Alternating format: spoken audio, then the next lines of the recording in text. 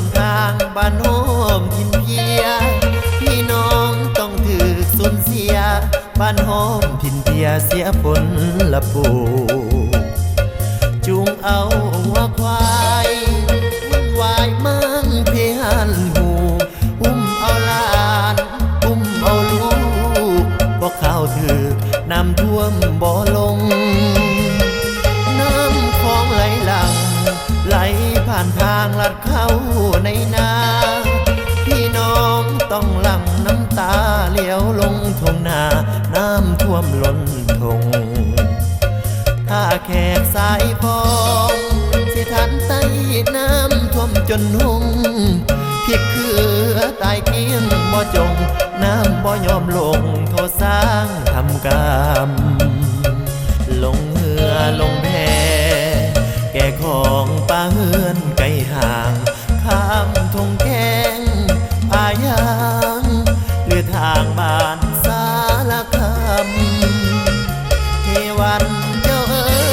ยบ่เลยสนาใจดำปล่อยให้ฝนตกลงน้ำนำปล่อยให้น้ำท่วมเมืองสายฟอ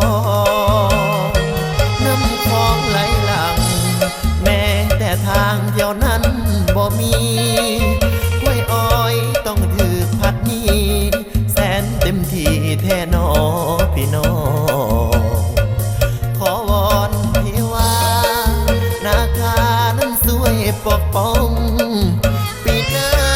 อย่าให้น้ำนองอย่าให้น้ำของขึ้นท่วมดินเพี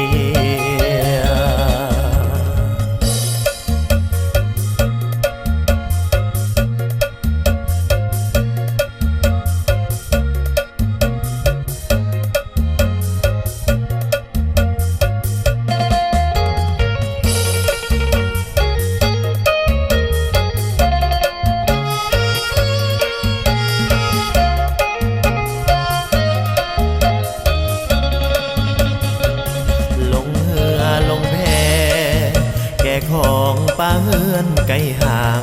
ข้ามทงแกงพายางเลือทางบ้านสารคำเทวันเจ้าเอ๋ยบ่เลยสนาใจดำปล่อยให้ฝน